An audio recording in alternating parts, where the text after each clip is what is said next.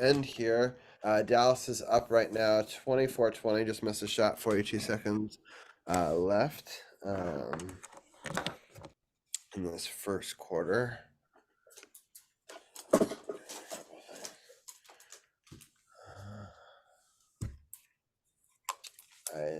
Denny is up and in. It's a 2-point game.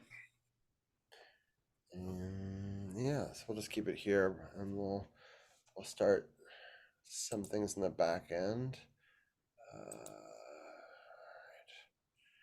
Got 12 seconds left.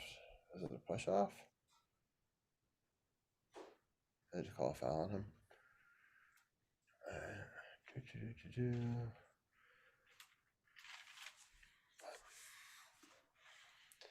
All right. So it'll be a side out for Dallas, it looks like. We have terrible luck in Dallas. I kind of don't expect to win, but it's always good. Yeah. At least they're keeping it close in the first. Oh, and they drive right to the hoop. 3 seconds left. Make the basket up 4, and they shoot it at the buzzer. Ooh, it went off the back of the iron. We're only down 4 at the end of one. That's not terrible. So it's definitely they're putting a good effort in. Just gotta love Facebook. They just log you out of everything randomly. So just log you. Yeah. It's weirder and weirder. Yeah, I mean, to be fair, that is a different computer, but it was logged in yesterday, so it is what it is. So we'll see if this works. Okay. Well, TJ, how are you doing? I'm doing good, man. Doing pretty good. Football season's over and racing season will be starting in 3 weeks. So, Are uh, you excited about the spring football in a month? yes, I am. It should be good. I'm looking forward to see what the defenders can do. Hopefully, they can get back to the big game. But yeah, I'm looking forward to spring ball. See who emerges and see if we can get some of these guys polished up and maybe they can get their call up to the NFL. What is going on? Why is it not letting me choose? What the hell? I have no idea. That's weird.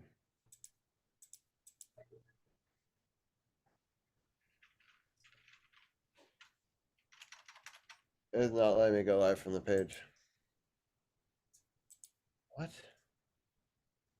I can go from True Radio Network, Web and Games, but not Sports on the Hill. Why do they frustrate me so much? I'll just go live from the True Radio Network page, which I've never done before. But why not? Yeah, something new. I mean, we are part of the True Radio Network. We were one of the last 2 shows on it. Let's see if this works. I'm willing to share it from there to other places. I don't really.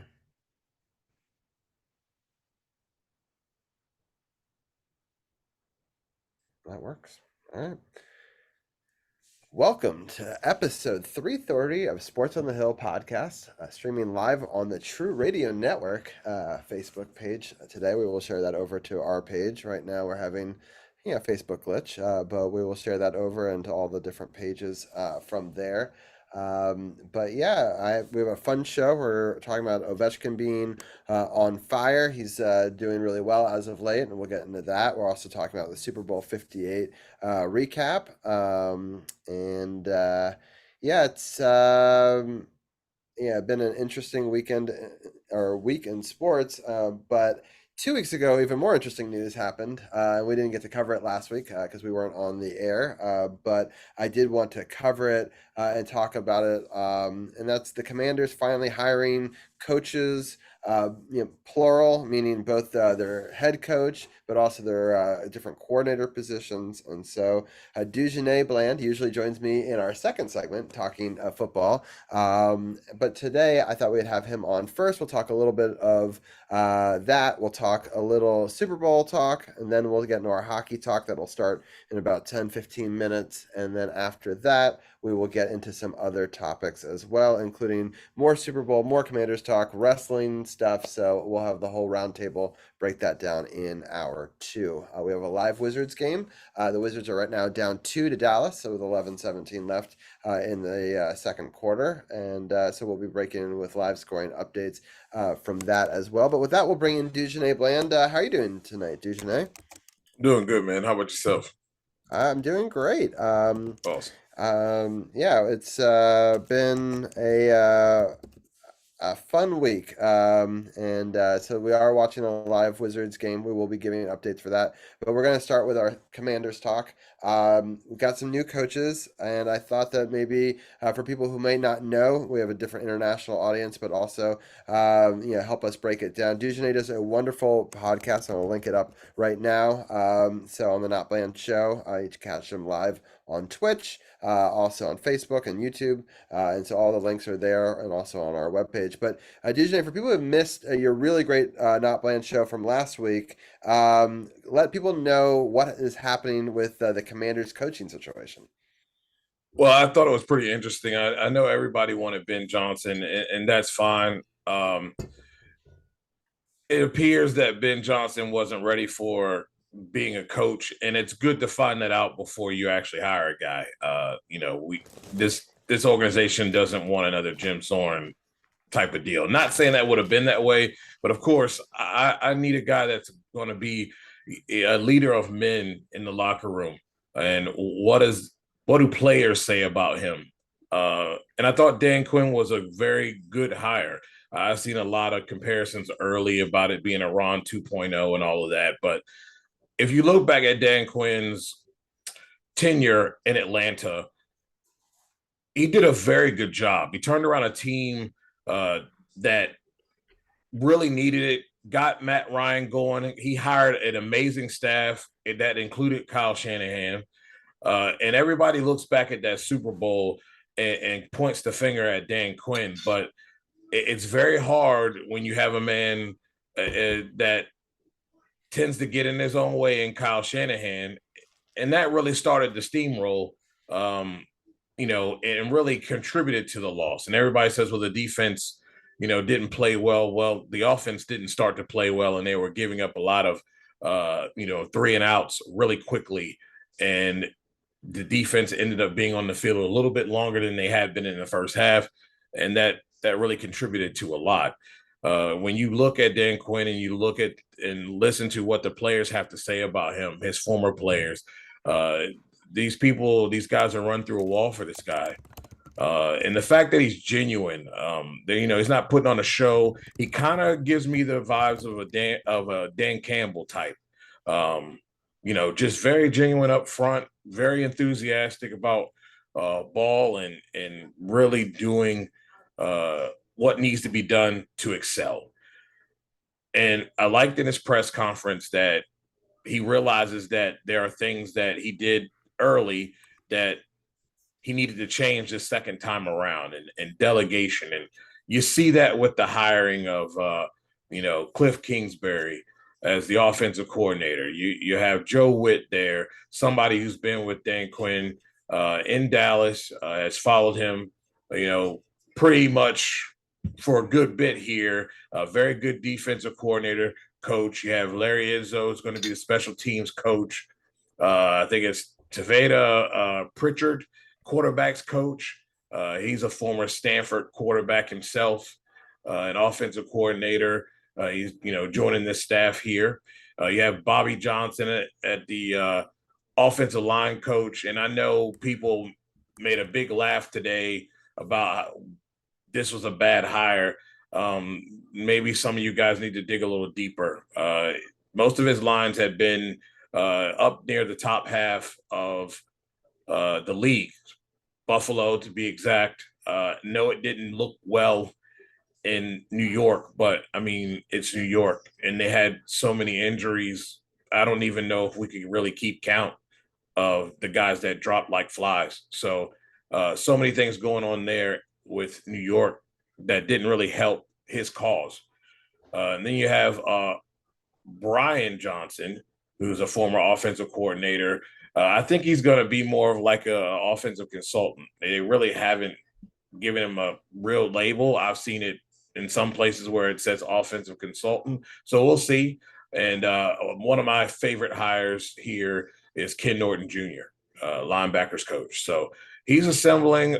He's assembling the Avengers, the Commanders version of the Avengers. But I really like what he's doing here. Um, I really think Washington got a really good coach, and I think this is going to be something, you know, that will get this defense going. And everybody looks back at, and I made jokes about it too with the Dallas game, but we must remember Dallas is very small up front. And what Dallas liked to do and what he took advantage of was the speed. And what you want to do for the most part is they want to cross your face. I've said it before. They want to hit the seams. They want to get in front of you, and they want to get initial penetration quick. But if you run at them, it is very difficult for them to do that because they're light in the butt. So they got pushed around in that ball game in the playoff game, and that's really the reasoning of why they did not make it. So, there's a lot more that goes into it than just calling a game, and you know, this is really good for this organization to have an experienced coach.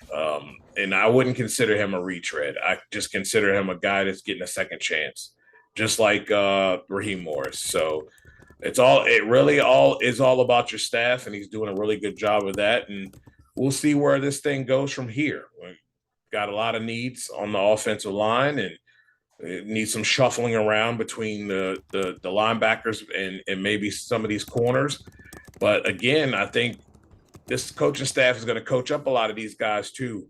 I'm really excited to see what Forbes, St. Juice can benefit from this. So I think Commanders fans should be really excited. And it seems like as time has gone on, people are a little bit more excited about the hire, especially when they start seeing the staff being assembled. Yeah, I'm very excited about it. I give everyone the benefit of the doubt. I honestly posted, I don't know how I feel about it when it happened, because I wasn't sure. I'm still, skeptical. Any Commanders fan that's been a fan of this team for 20 plus years would be. Yeah. There's not a whole lot of track record there for us to be clinging on to, just blind hope. I do want to say that Dallas, up until a basket that was just made, was on a huge scoring drought, almost 3.5 minutes. And the Wizards were able to close in and make it a 31-31 game. Both teams are scrapping hard for this one, Duchesne. It makes me happy to see. Yeah. The Wizards have been iffy for the last couple of weeks. I didn't even know if I was going to cover them tonight, but I like to see the fire. I have to give them shout outs while I see it live. Yeah. And it's good to see them fighting for it, especially in Dallas, in a city that's given them fits in the past. I also want to give a huge shout out to Champ, who just rated in after doing the True No Spots podcast. He did it on Monday because obviously Super Bowl Sunday. And I actually got to hang out with Champ. It's the first time we got together in a long time. So it was really cool to get to watch the Super Bowl live with Champ. And so we'll definitely be breaking that down in hour two. So just welcome to all those Raiders from there as well. Washington is up 34-31 with 7:40 left. And Dallas tries to answer with the three, and it runs out. So we'll keep people updated on that as the day goes on. But I'm very excited about where the Commanders' trajectory is. I think there's some important hires. I think there's some good balance in the staff. Yes. And he's got some young minds, some older minds. And I think that he's assembling a good team. And as you said, he assembled a good team. In and they were up on the Patriots in the Super Bowl. You know what I mean? Like Yes. I know that they lost the game, but like wouldn't Commanders fans kill to be in that scenario, like over where we are now? So like, And he turned that ball club around. And late in his coaching after the Super Bowl, I blame a lot on the general manager. They didn't help him at all with the picks that they made, the moves that they made. Just really didn't help Matt Ryan, and it didn't help Dan Quinn, especially. And when Kyle left, that was another issue there. But a lot of moves that were made just didn't help them after that Super Bowl. So there's so many things so many other factors that go into it. But one thing's for certain, you see that Adam Peters and Dan Quinn have the same vision, and you just see the vibe between those guys. I don't know if you guys were able to see the video. I think it was the video when Joe Witt Yes, Jr. showed up. when they walked in, Yes, and I they're mean all the vibe, man, is just it. It is something of what classic, well-oiled machine organizations are, and that's aligned with one vision. I call it the one band, one sound deal, and it filters down into all the coaching, and then that follows right down into the players. So it's really cool to see, and I'm chomping at the bit to see what they do in free agency and what their vision is as far as the draft goes. yeah. Um, it's hard to know. We're still way too early. It's and it's a progress. It's a process. It's you have to make progress. You have to trust the process. You have to move forward. You have to see what we draft. It's not like I can't be like so gung ho like we're going to the Super Bowl or whatever. It's gonna take a year or two. It's not gonna happen overnight. I do think that we I'm could gonna be see a little some bit more. success. I'm gonna be a little bit more optimistic here. You think we can make the playoffs in the first year with this regime? You have to. I don't know if it's going to be a playoff run, but look at the division itself. This division reminds me of the AFC South, with Houston and those guys. Really, there's no telling. I think Dallas is going to do a 360 without Dan Quinn on that defensive side of the ball. I think there's going to be some changes there in how they play.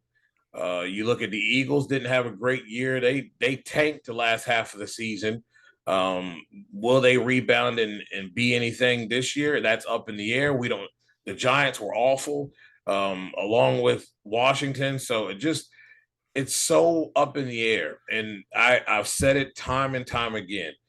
The words rebuild, I do not want to hear, because in this league, that is not necessarily the case.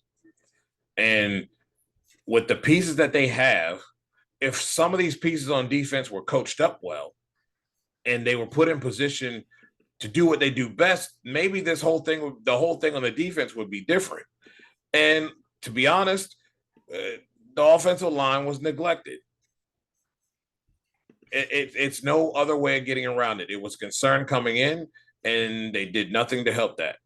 So you get a few pieces to help the offensive line in free agency. You draft a couple. You just never know where this thing goes. They've got wide receivers. You can't say they don't have wide receivers. And they got some guys that can play tight end, but I'm sure they're going to be some nice guys, some decent guys in tight end that are going to be available. Maybe a draft one. But I don't see this being a like one of these things of a 2 year. It's got to be a rebuild, and you might go 4 and whatever, and then slowly. I really think that you can compete early, and their pieces are here. It's all about who's putting together the ingredients, and the person who was putting together the ingredients was Ron Rivera before. Big mistake. Well, I just think they give him too much power. I just never think that's always good. I think it's better to have different voices in the room than just one guy. I mean, think about Jerry Jones and the Cowboys and why Yeah. they keep on coming up with the same. He's the common denominator of Yeah. all of that, right? Yep. So like I don't think that works, right? And I No. think that we had an owner and a coach that had too much power consolidated in just them, versus in this new ownership group, there seems to be lots of minds and collective thought. And I know that some people backed away maybe because it's a basketball room in some people's minds, but it's the same principles at play. Whenever you own Those a people that call it a basketball room are idiots. right, yeah, Winners, winners are winners wherever they go. It's all about player management and understanding and evaluating and looking at talent. You don't need to be a football guy to look at talent to know what's talent when you got a collective group that's doing the job. And you're right. Ron Rivera wanted to be the king dingaling in the room and muffled everybody else. And that the product is the product. That's what you got. And it's unfortunate that Bieniemy came here and it didn't pan out. he caught strays, right? Like we held on to him too long because we wanted a backup option because we were scared that the market was drying up quickly, which it was, Yeah. but at the same time, they then let him go after the market. Now we know that I think there'll be offensive coordinator positions that will open up mid-year, and he'll be a He's prime going back to target. KC. He's going back to KC, man. You think so? Yeah. And look, I know everybody wanted to have Eric Bieniemy to have a second chance, but let's be honest here. The tape don't lie. He was bad, period. He did a piss poor job. And when your quarterback regresses at the end of the year, that didn't help either. But why would KC take it back? They just won the Super Bowl without him. They love that man over there. And if nobody was aware, he met with them right before the AFC Championship game. He was there in the locker room. So I don't if he doesn't go back to Kansas City, I'll be very surprised. That's awesome. All right. Well, we have used.